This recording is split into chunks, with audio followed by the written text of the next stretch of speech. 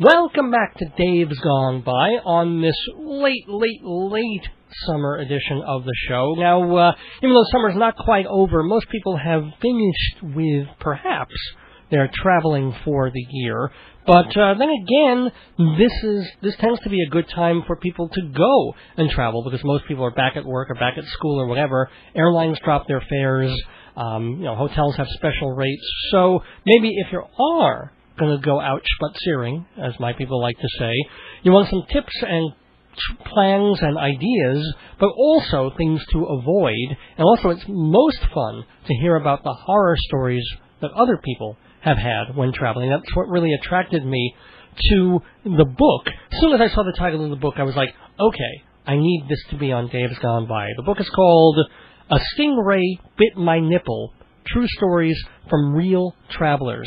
And this book is compiled from a column that appears regularly in Budget Travel magazine. That's a Frommer's publication.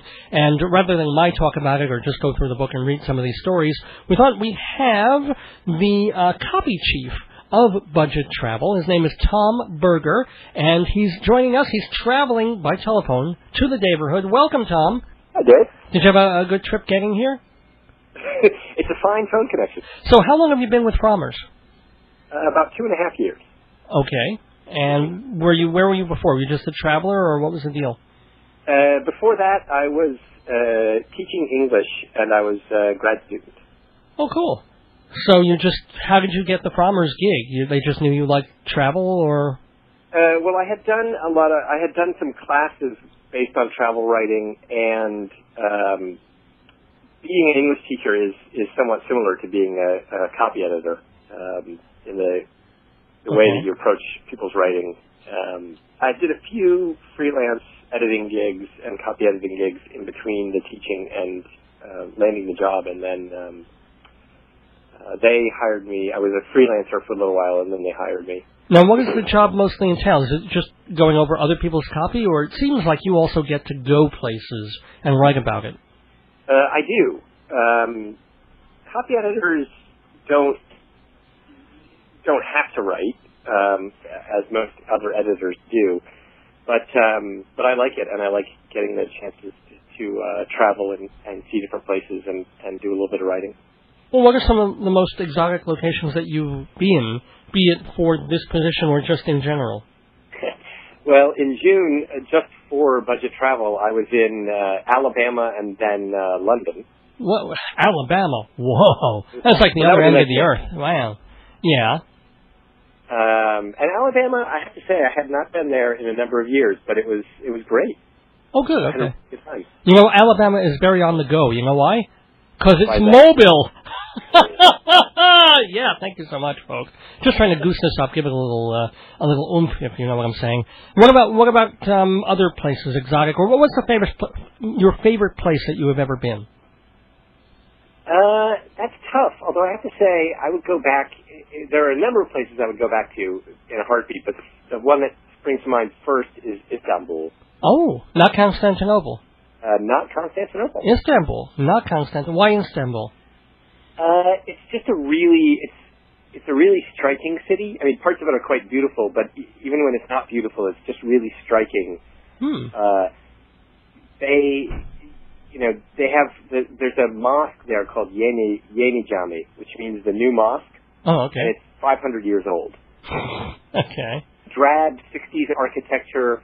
There's architecture from all these different centuries, and then my favorite building, period, is a church called the Hagia Sophia, which was built in the 5th century. Wow, okay. And the food is fantastic. So let me ask you, since we're going to spend most of this conversation involving in weird or crazy travel horror stories, what's your worst travel story personally? Oh. Most of my travel stories, most of my frustrations are the same minor ones that everyone faces. But I have to say, in camping, when I was learning how to camp, had a number. I learned how to camp basically all the wrong way. Would you sleep on top of the tent? What do you mean? No, just the last time I was in Alabama was in two friends and I were traveling across the country, and we decided we would camp in southern Alabama. So this is July. Oh. It was incredibly hot. Yeah. One of my friends was sleeping in a hammock, and like a little string hammock that he brought along. Yeah. And I mean, the mosquitoes were eating him all night long. Ow. Yeah. The other two of us were in a tent, but with two people in a tent, your body heat basically makes it. It's like an oven. Oh God. Yeah. So it's sort of like we couldn't sleep. We're unbelievably hot. If we got out of the tent and we were being eaten alive by mosquitoes, we were up all night, lying on the ground, writhing in agony until about 5 in the morning when the temperature cooled off. The mosquitoes went to sleep. The dew started to land on us. It was comical. Let me tell you something. I've been camping once in my life, and it happened just last year. I went camping for the first time. I told all about it on the radio show, and we were down over at Merlefest, which is in one of those southern states. I don't quite remember. I think it's a Carolina of some sort. And it's sort of like a Woodstock, but for older and more sleepy people. But the second day of our camping trip, when we were in this little outpost, I came down with a terrible, terrible cold. And let me tell you something. There's nothing there are worse things in the world, but in my world, there are a few things worse than being in the middle of a field in a tent on wet grass in the middle of the South with a miserable cold. So, yeah. Camping is not something I'm really going to be trying in the near future again. Probably in this lifetime. It can be better than that. I will say that. I guess. You have to be a different type of person. A better man than I, Tom Berger. Meow! I'm not an ordinary cat. I'm a copycat. I love to make copies, so my favorite place is Hewlett Minuteman Press. For 3 decades, they've been on Broadway in Hewlett, printing booklets, making business cards, designing wedding invitations, and making millions of copies. Meow! How good is Minuteman? Hey, I used to have 1 life. Now I've got 9. Hewlett Minuteman on Broadway opposite Lomans. Tell him Toner the Copycat sent you for 10% off. Tom Berger is with us on WTBB on Dave's Gone By, and he is part of Budget Travel Magazine. He's their copy chief, and he's here to talk more specifically about the book, A Stingray Bit My Nipple, True Stories from Real Travelers. These are weird and crazy things that happened to people when they were traveling. So, first of all, we might as well go right to that title. Is there more to the story than that? I mean, that wasn't... Please tell me that wasn't the crocodile hunter who said that. That is the punchline, but the story is kind of funny. A man wrote in and said, on a cruise from Tahiti, my wife and I opted for a snorkeling excursion. Mm-hmm. She kept insisting that I allow a man to dangle fish over me to see the stingrays. I told her no several times before deciding that I should confront my fear. Oh, God. And that's where he went wrong. Yeah. And so, yeah. When I got next to the man with the fish, however, a stingray latched onto my nipple, creating an incredibly painful wound. The ship's doctor said he'd never heard of such an incident, adding that the underside of a female ray is white, and maybe when the male saw my belly, he tried to mate with me. Oh, God. So basically we're being humped by a stingray. Yes, and we've got a picture of it, which is absolutely amazing. But as I made a rather terrible joke about the crocodile hunter, but let's be happy it was just a female, because God knows what would have happened. Well, anyway, what are some of the other stories from the book about the weirdest, craziest, funniest things that have happened to people in their travails and travels? Well, they fall into sort of several categories. One of them is, the strange thing that we ate in another country. Yeah. So we have grasshoppers, we have mice. Wait. What country eats mice? Let's see if I can find that one. The grasshopper one I have. Well, I would figure a lot of countries have grasshoppers because, they're tasty and a good source of protein. But I'm going to have to... that's going to take me a few minutes to look up. Was it an accident, or are they like, oh, no, the mice are good today? Don't have the swordfish. Here it is, mice jerky. Mice jerky. In Africa. Oh, yeah, okay. So after spending this is the story. After spending 2 months in Africa, my husband and I invited my 20-year-old nephew to visit us in Malawi. Having never left his little town in Texas, he jumped at the chance. Right. Picked him up at the airport, complete with his macho attitude. After we stowed his luggage in the car, we told him we'd stop for a snack on the way home. My nephew, hungry from his long flight, was all for it. All the macho left him, however, when my hubby pulled over to buy a few dried mice from the guy who sells them on the road outside the airport. We call them mice jerky. Oh. 3 dried mice. See how they taste. How did they taste? Well, she didn't say, but I guess the guy did good business in them, so they probably tasted good. Whoa. Hey, people will... the thing is, people will eat anything if they're starving. It's just what people decide to eat by choice that is sometimes rather astonishing. Any other food stories that you went like, oh, dear? We had one. This was this is a food story, but also it comes in the category of the kind of stupid mistake that I made when I was traveling. Okay. We did our own cooking when renting a house on Mexico's Solomon Bay. At the produce stand, there were several varieties of grains and nuts. One of the grains looked familiar, close to brown rice, and the vegetarian among us approved the choice. We cooked it for over an hour, but it still tasted oaky, so we cooked it longer and added seasoning. The property manager and the caretaker stopped in as we were about to eat. They were in awe of our ignorance. We had cooked a bag of birdseed.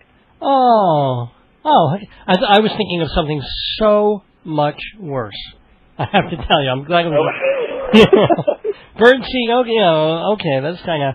What about something a little more scary? What about stories of being detained or searches or just fearing you'll never get out of the country alive kind of a thing?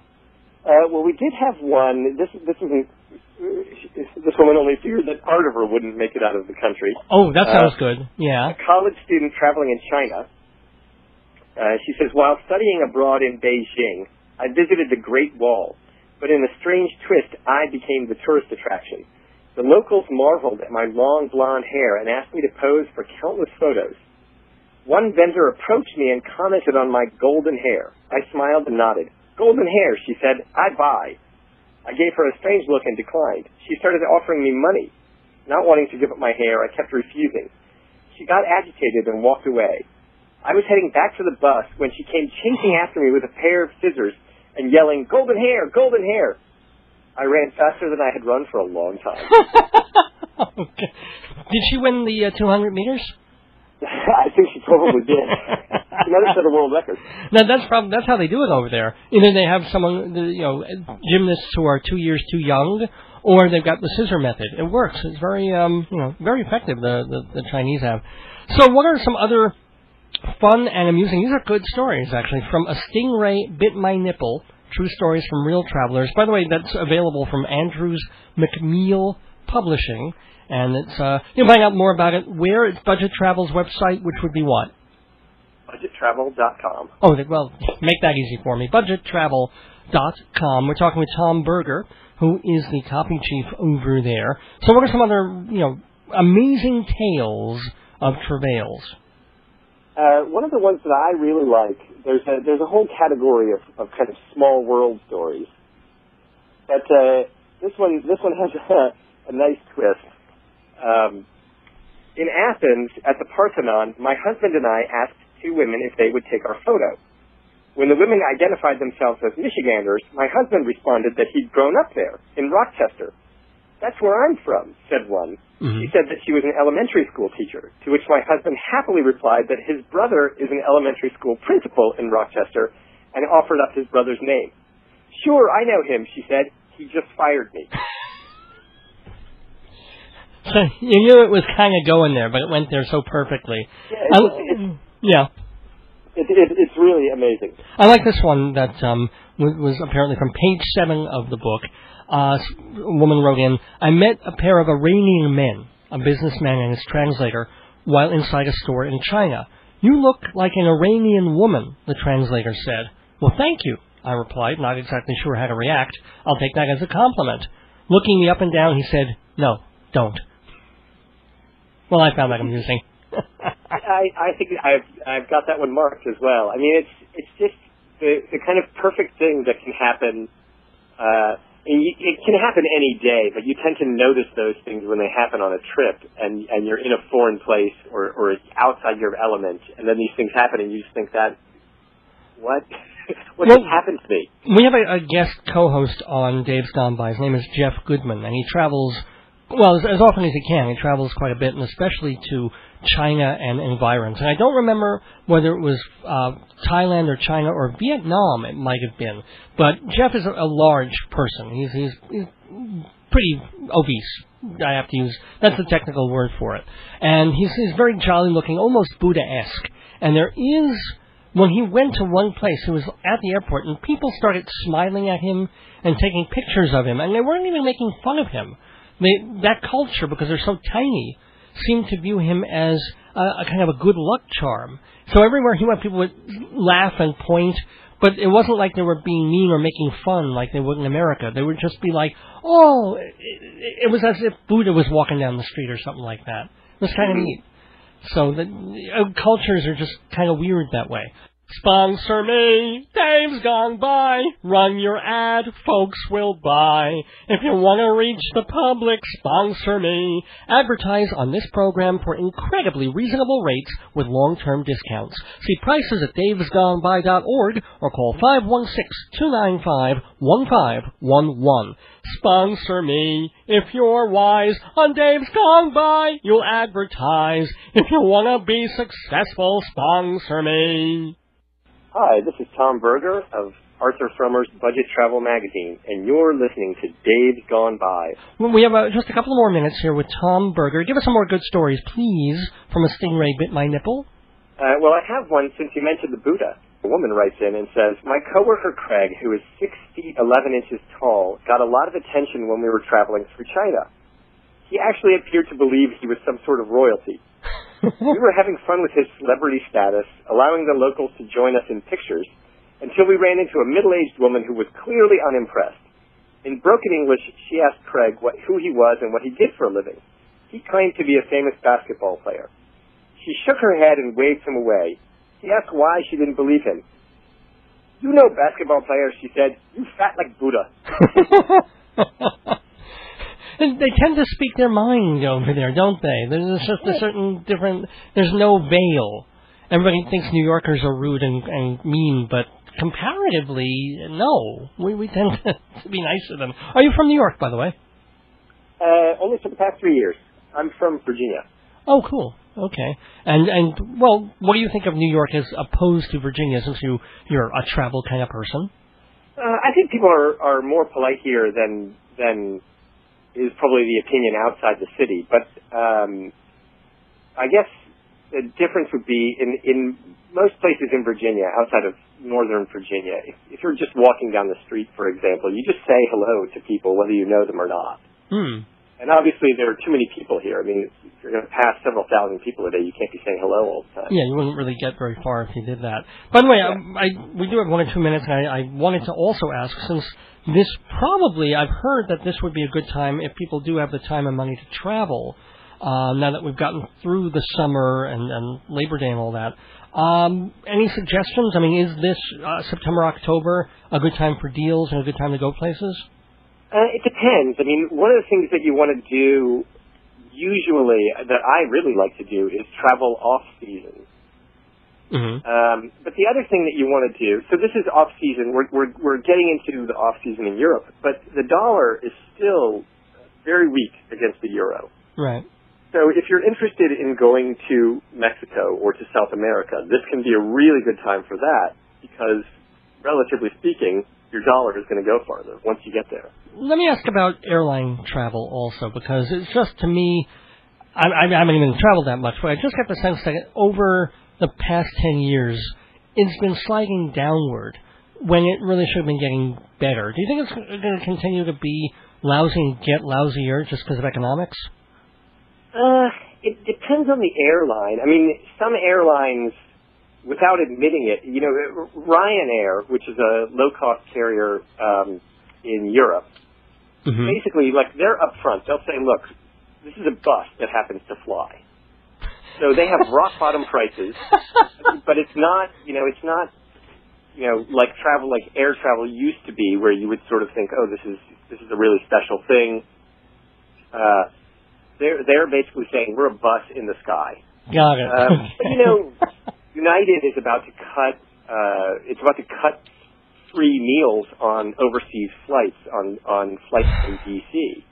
Amazing. So you can buy a sandwich for $9, or you can bring your own food. But I mean, that's basically a bus. Yeah, right? and bring your own food on an overnight flight means it's got to be out of a refrigerator for about 15 hours before you get to eat it. Well, we did have a one-page piece on how to make a sandwich so that it can survive, so that you can eat it 4 hours later and it'll still be good. Oh, and people can find that on our website also. Oh, a teaser. Oh, you're not going to tell us. You're going to make us go to the website, budgettravel.com, to find out how to make an endurable sandwich, a sandwich you could take into space with you, orbit the Earth, come back, take a piano lesson, go swimming, have a shower, and then eat that sandwich. And it won't kill you. It'll be good. Exactly. Well, speaking of being good, thank you, Tom Berger, for being so good in the neighborhood, telling us about budgettravel.com and the book A Stingray Bit My Nipple. Thanks for having me.